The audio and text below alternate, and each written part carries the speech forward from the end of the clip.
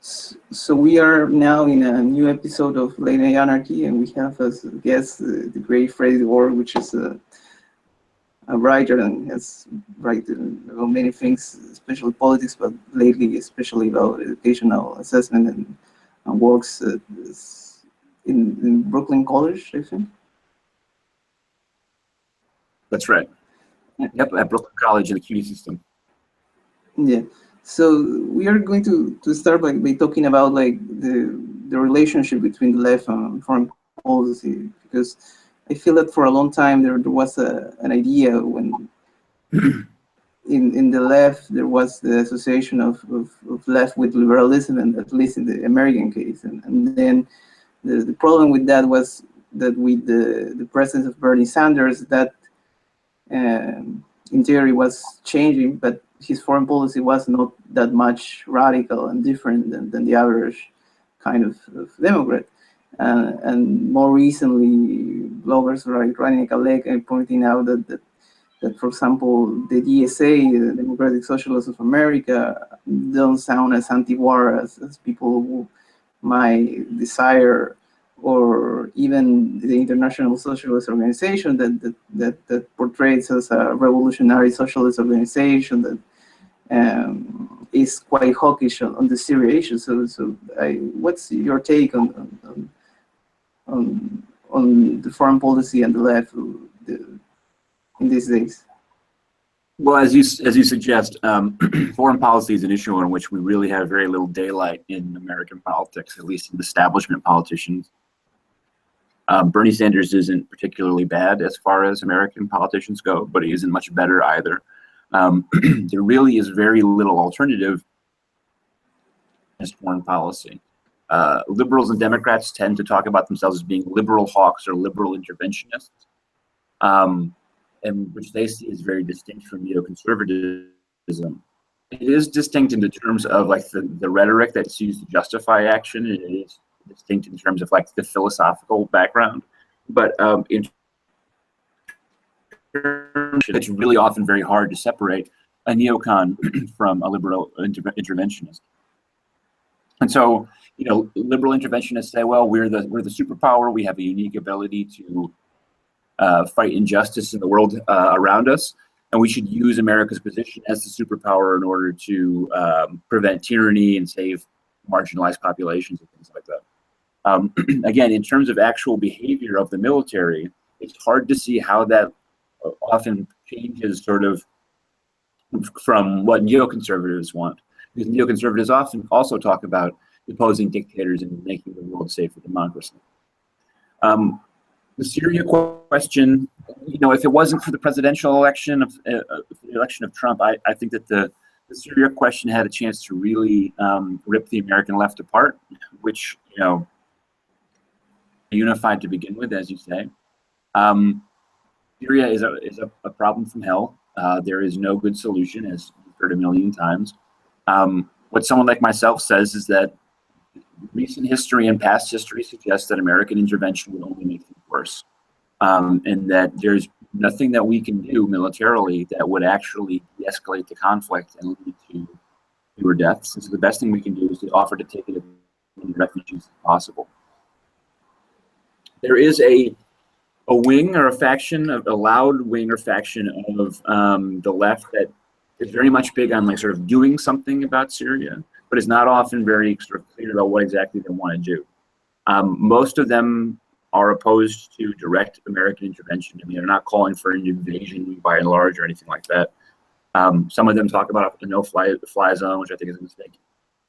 But there's a very palpable sense within the left that people are not sufficiently opposed to the Assad regime, and a lot of infighting and squabbling going on about that, which seems to me to be almost completely unproductive.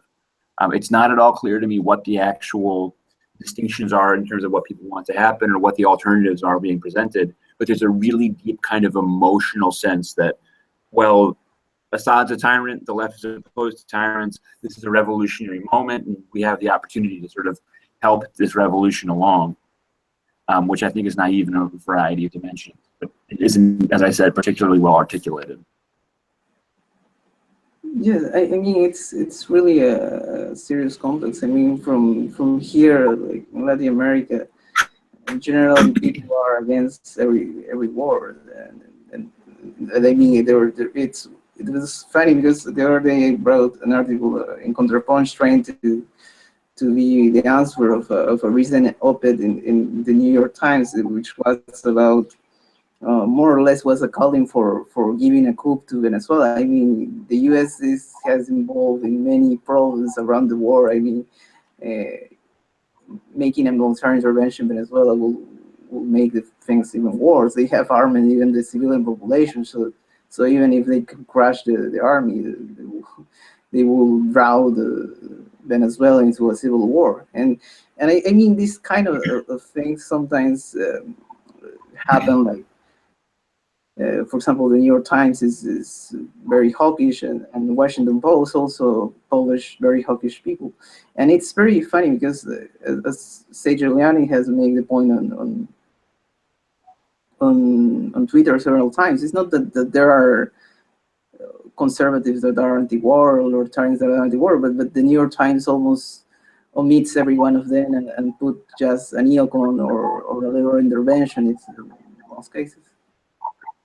Yeah, I think that again, like, this would be a much more sort of compelling argument if it was clear what the different sides are, right?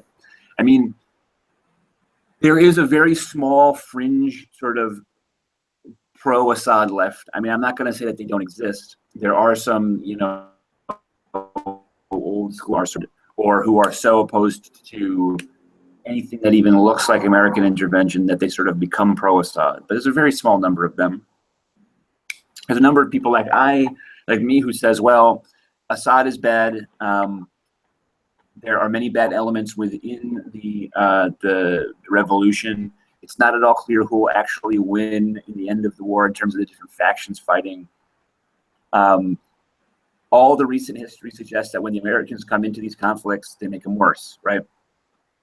This idea of sending American troops as a peacekeeping force, you know, we had 600,000 people die in Iraq, while the United States had 150,000 troops in the country on a peacekeeping mission, right? So, you know, the idea that we can be peacekeepers just seems belied by recent history. So that's my sort of position. It's not a very happy or ideal position, but it seems to be the correct one. Then you have this other set of people, so like Charles Davis, who is a political writer who lives in Quito, who is very, very critical of the sort of anti-war left, even though he doesn't want American intervention either. It's never clear to me what these people actually want in terms of their policy. And so it's really hard to have a coherent debate about this, because there's a sense that we need to be doing something without ever articulating what that something actually will be. And what do you think about, like, the Trotskyite, I don't know if calling support or for regime change, but the René Galdec was making the point that the people on ISO has sound like hawkish, especially the Syria issue, and sometimes they, like, she mentions that probably it's because the Communist Party back Assad and this kind of issues. It's true that in a lot of parties the Communist Party backs the party in power, even if it's not necessarily left wing. I mean, that's something I know. I believe the Communist Party backs Evo Morales, despite that Evo Morales is pro-life and a lot of things that probably are even regular leftists, not necessarily the most radicals, are against. But anyway, do you think how one can explain the hawkishness of some Trotskyites on this kind of issues? So again, I mean, there's a kind of, in a basic emotional sense, right? Marxists of any stripe are a revolutionary group. I'm a Marxist. So there's a sort of a certain amount of revolutionary zeal for things, and Syria seems to them to have the potential to have a revolutionary change. And say, well, look, here's this massive conflict with a guy who's clearly an awful dictator, and maybe if we get rid of him, we can build something that's really better. I think that a lot of it is wanting to find a cause. You know, our history is the history of Castro and his armies taking over Cuba. It's the history of the Bolsheviks, right? It's the 100-year anniversary of the Bolshevik Revolution.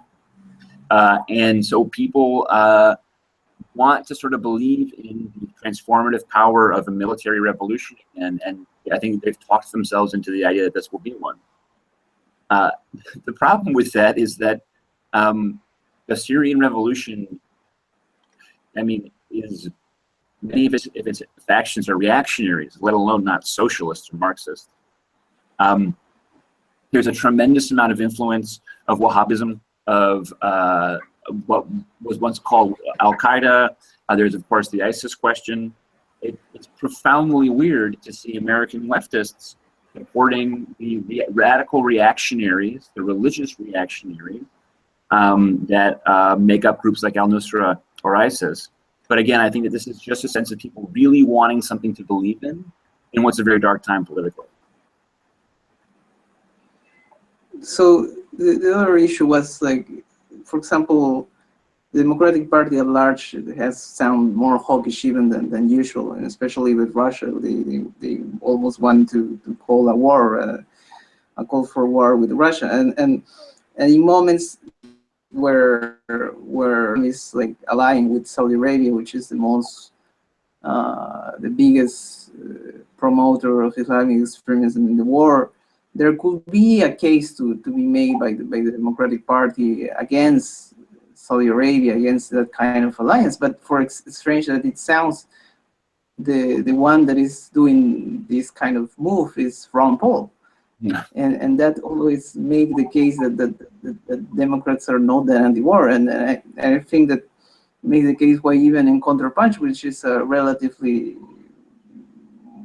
a general left-wing publication, you know, that they publish Paul Craig Roberts, which is not left-wing, but that in general they tend to publish most left-wing authors. So they were relatively positive talking about Ron Paul in his previous runnings, and because the large majority of the Democratic Party in general has been hawkish.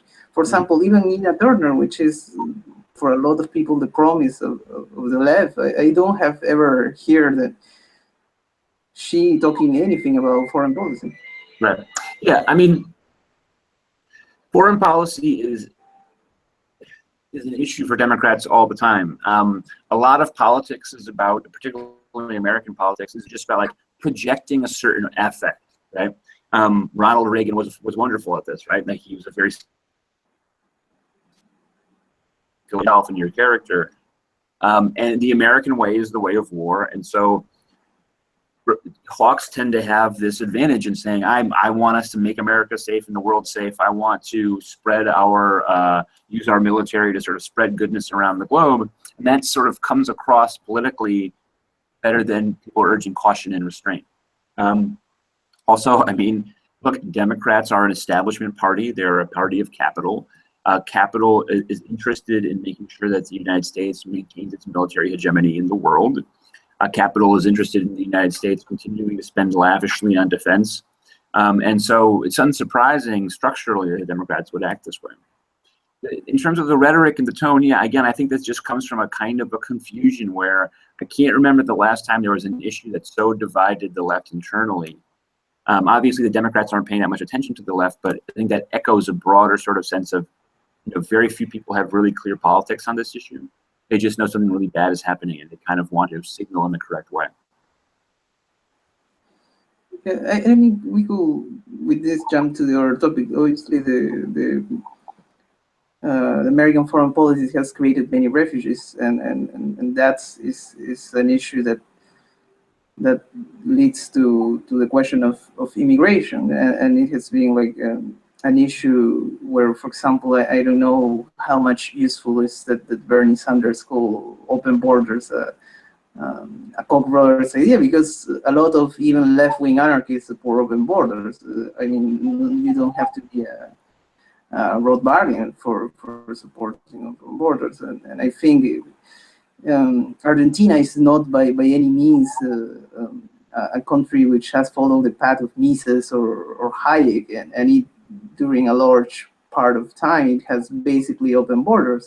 It has changed the recent government, but it's not I don't know how to put it in this way. I mean, for example, like this kind of issue that then is portrayed, and especially some libertarians and conservative libertarians, or conservative who claim some libertarian influence, say that the welfare state, but it's a real complex question, because even Jeremy Corbyn goes and says that in an interview recently that he doesn't want immigrants that blow the wages of British workers. So this kind of some chauvinistic and even in some terms nationalism.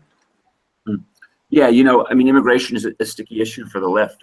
Bernie Sanders, as disappointing as I was when he said that about open borders, that reflects a very sort of old school standard issue left-wing perspective, which is that the left is a workers' movement. We're a workers' ideology, and it is the fact, it is the case, that within the structure of globalized capitalism, importing a lot of cheap immigrant labor, whether documented or undocumented, drives down the bargaining power of domestic labor and undermines unions.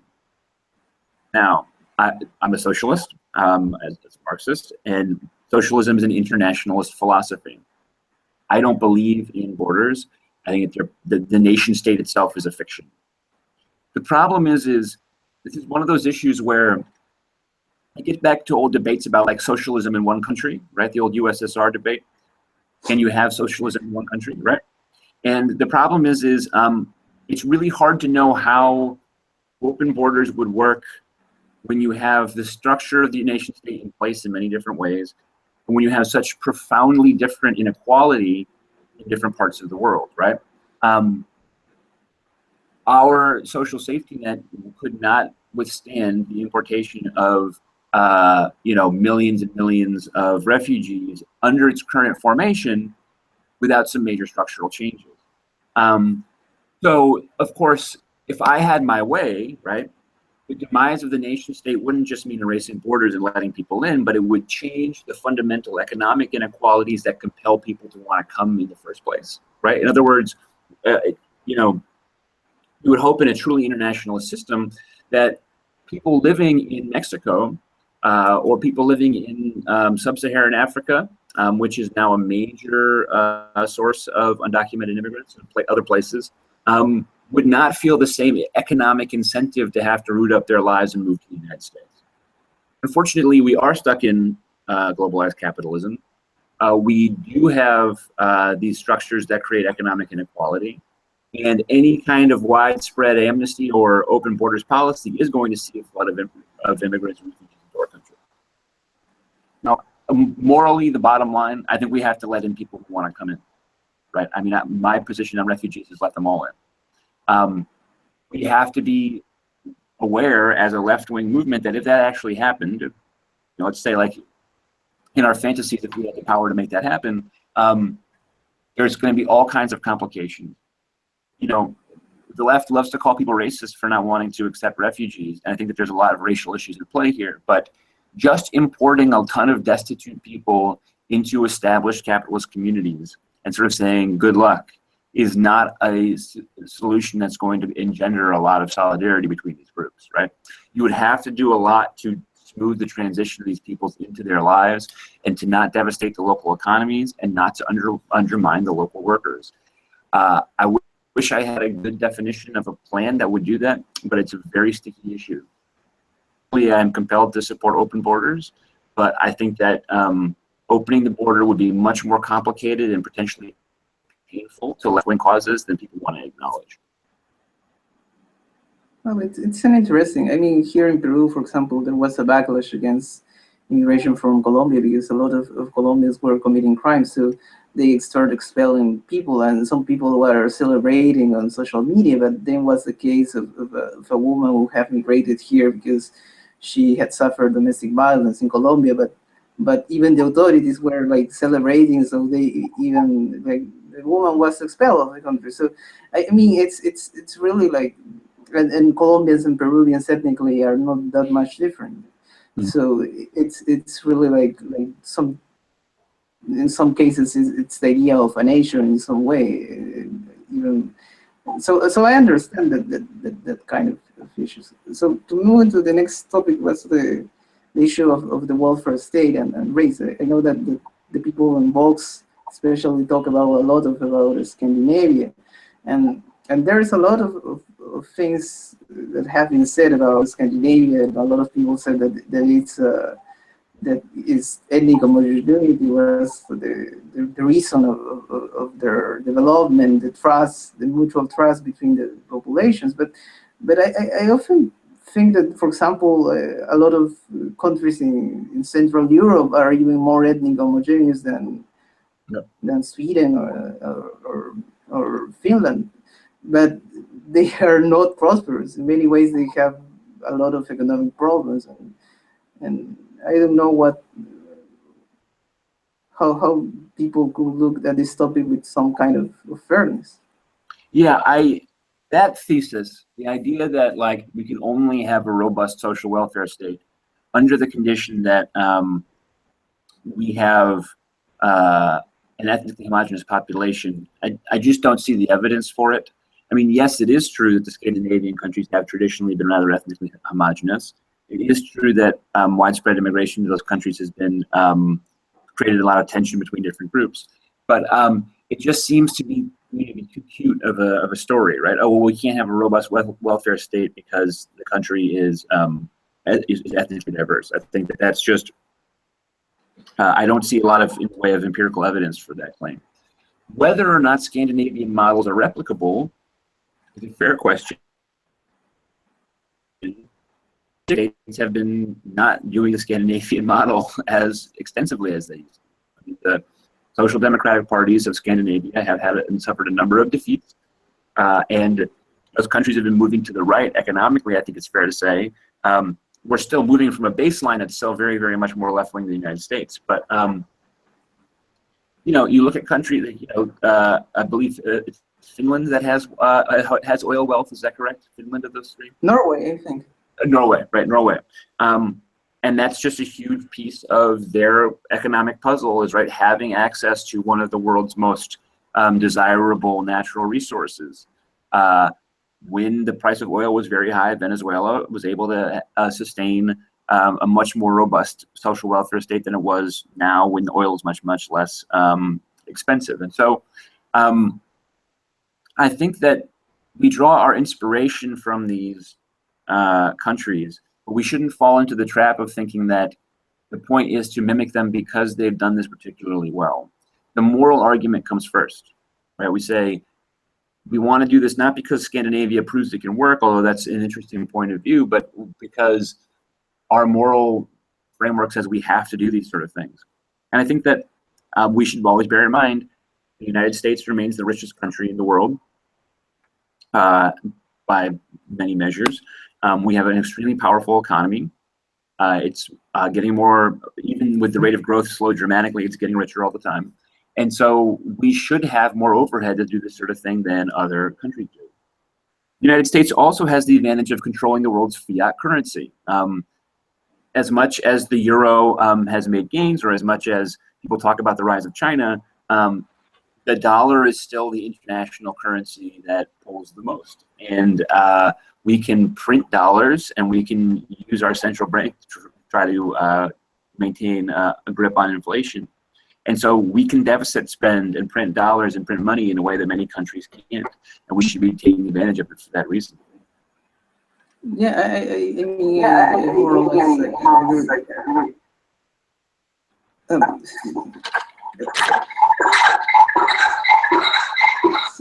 some feedback.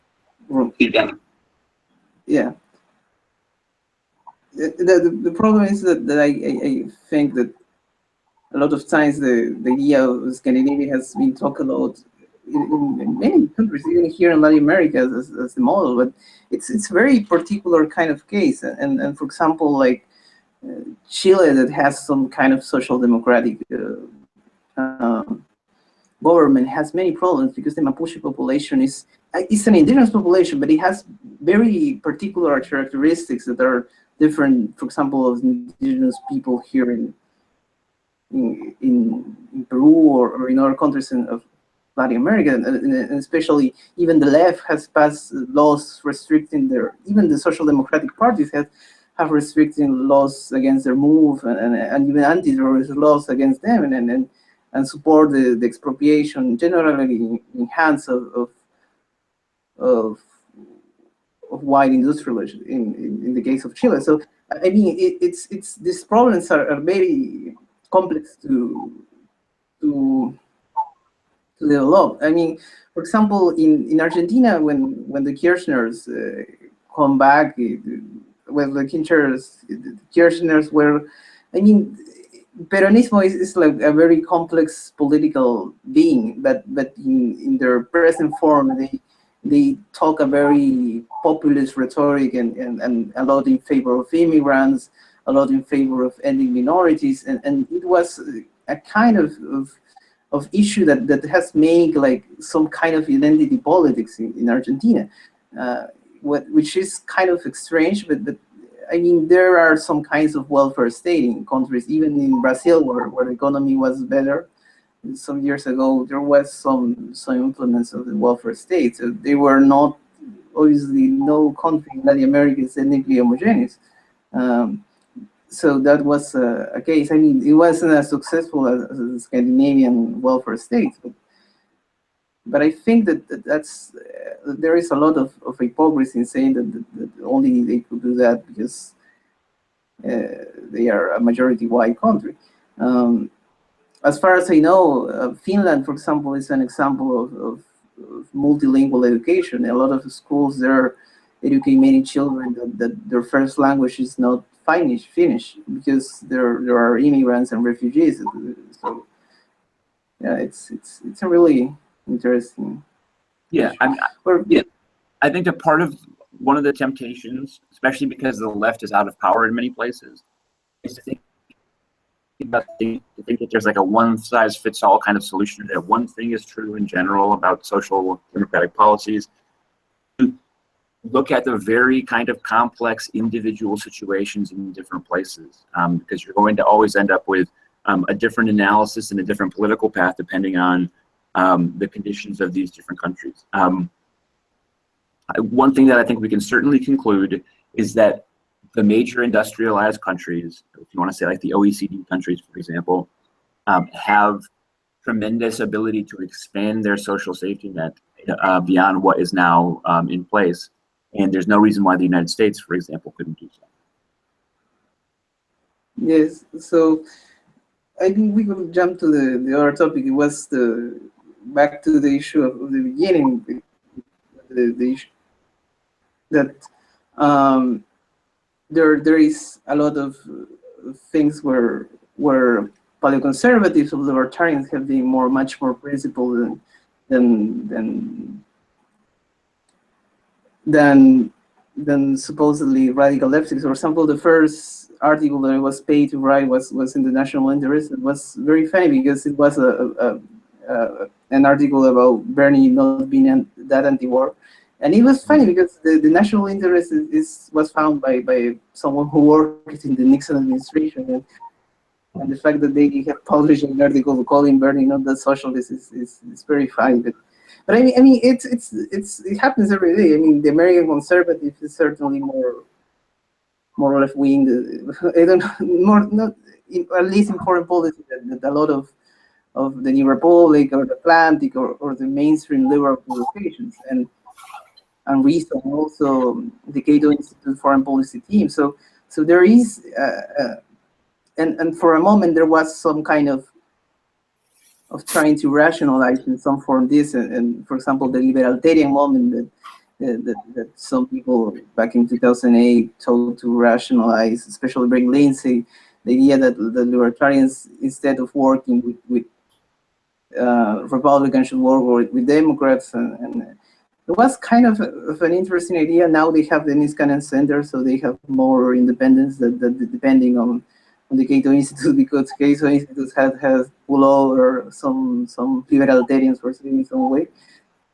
But then it's also the most radical, I mean, the most radical, how to put it, the Center for a Stable Society, which tried to recover the roots of individualist anarchies, of free market anarchies, even if it sounds strange.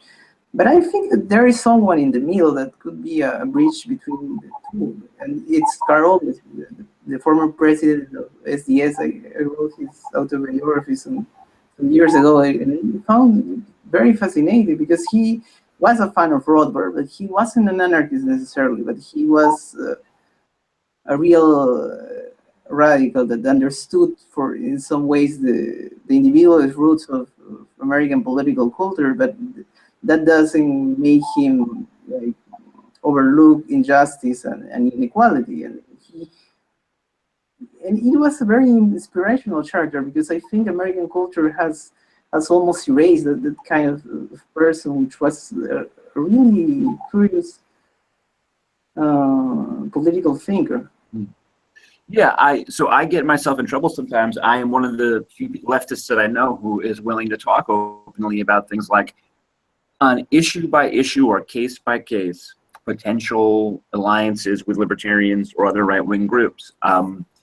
For example, like drug policy is a good example where there should be broad agreement between libertarians and leftists. Election policy on ending the carceral state, there should be opportunities for collaboration.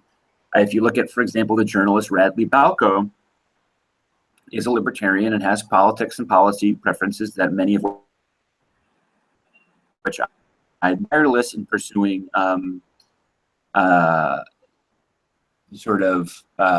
excesses of our penal system and our police state. He has gotten actual people out of jail with his journalism. There's no reason why we can't work with him on that issue. Same thing with drug legalization, etc.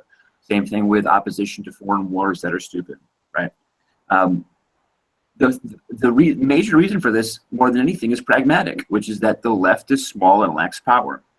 We should be fomenting alliances because we need to in order to achieve real change. And I think the sort of reflexive dismissal of ever allying with people because they have dumb economic politics, to me seems like a good example of the left's sort of the left, because we've lost for so long, losing becomes kind of comforting. Losing becomes a place to hide out. When you've lost so much, then you over anything, which means you have no responsibility. So you can then say, well, I'm not going to ally with these libertarians or these conservatives because on these specific issues because we want to remain sort of fully autonomous. But we don't control anything, right? I can count on a couple hands the number of nationally prominent politicians you might even call saying like has socialist leanings. We certainly don't control any major power in any of the states. I'm here in New York, right? New York is about as left as it comes. It should be a state that's more conducive to socialism than any other, and yet a state legislature is profoundly conservative in many ways. And so we should be forming these alliances on a case-by-case basis simply for the actually get what we want.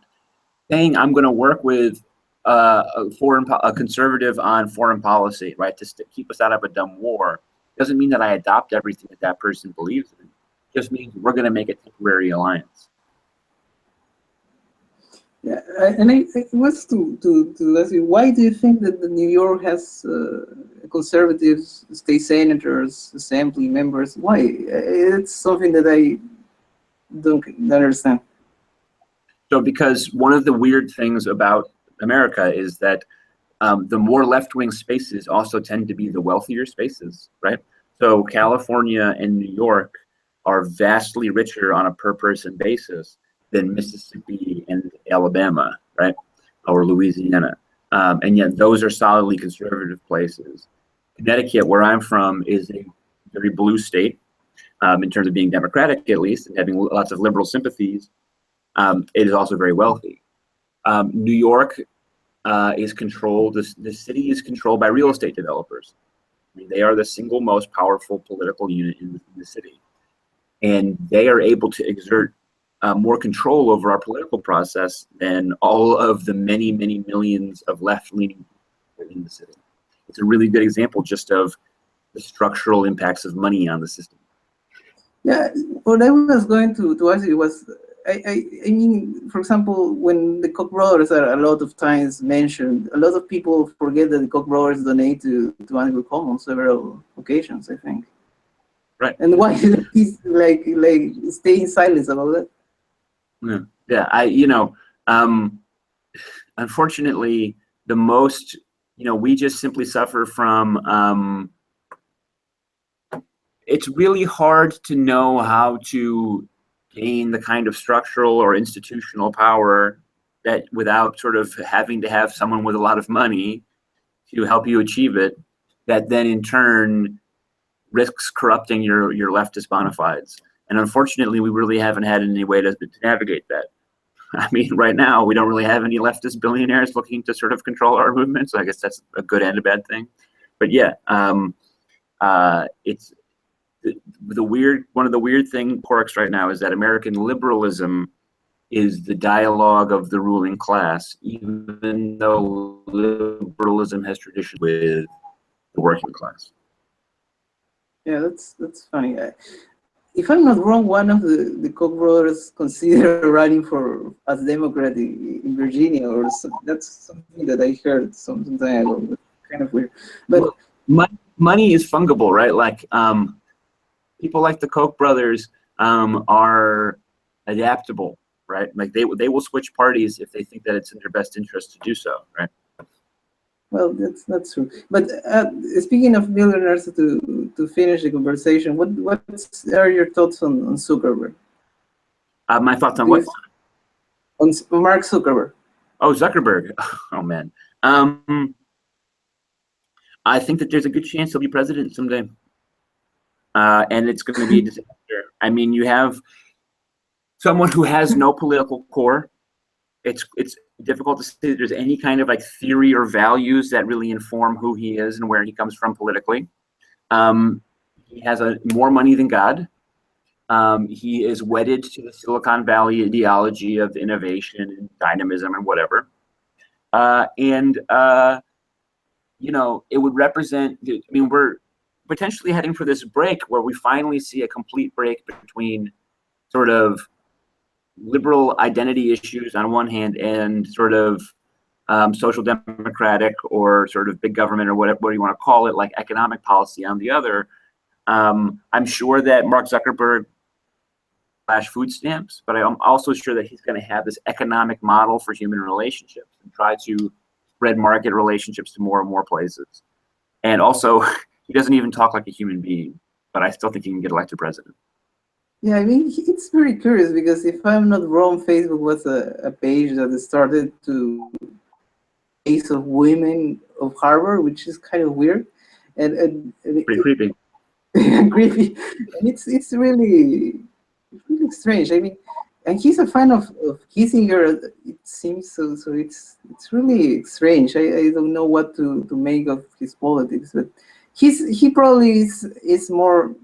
I mean, it's very strange because, for example, Matthew Iglesias, which is a huge liberal, I mean, he is not much a fan of Zuckerberg, but was saying online that he wanted Zuckerberg to support universal healthcare because all the people on Twitter with the rose on their avatar are going to endorse it. Right, yeah. Well, I mean, the thing is when you're like Zuckerberg and you have no political identity, there's a chance that you can get pulled into good positions, I mean, maybe he'd come out strong for Medicare for all. The problem is like, you can't trust someone who has no core to his political identity, right? Because who knows what he's going to do next?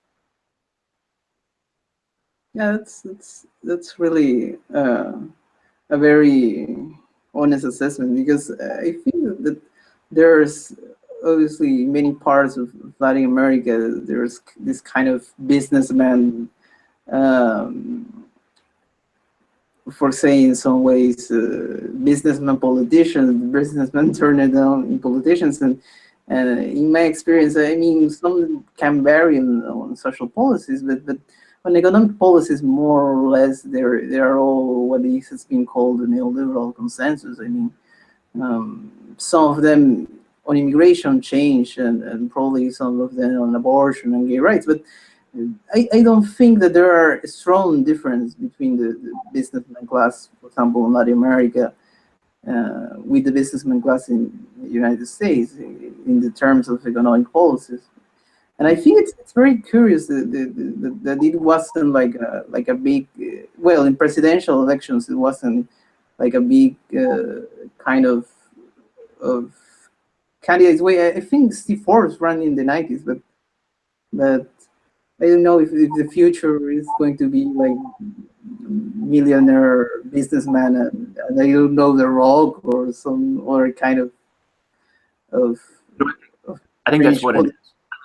I think it's like a Donald Trump versus Mark Zuckerberg's, right? I think it's like populist, nativist, proto-racist, proto-fascist demagogues on one hand, who kind of have a economically pessimistic argument and talk about getting rid of immigrants and stuff like that. And then on the other hand, like politicians from the 0.01% who have like a managerialism, a complete commitment to neoliberalism and economic sort of market liberalization and things like that. Like those are our choices unless things change, unless we really fight hard.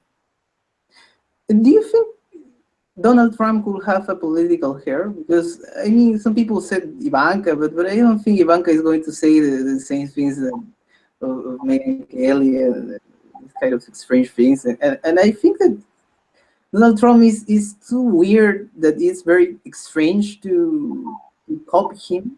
And I think maybe that could be a good thing. Yeah, I think you're right. I think that there won't be another Donald Trump, but there will always be more demagogues. Yeah, that's so. Well, I think we could end with that. You're keep blogging in Yanova. I think people should read your stuff. My education blog, it's at frederickdeboer.com, or if you just Google Frederick DeBoer or Google the Yanova blog, it'll pop right up. I talk about education policy, and I sometimes post stuff. And you also can follow him on Twitter, which he always posts very interesting things. Thank you. Yeah, Freddie DeBoer, at Freddie DeBoer on Twitter. Yep. Well, thanks, Freddie. It has been a pleasure talking with you. Thanks so much for having me on. I appreciate it. Yeah, it's great.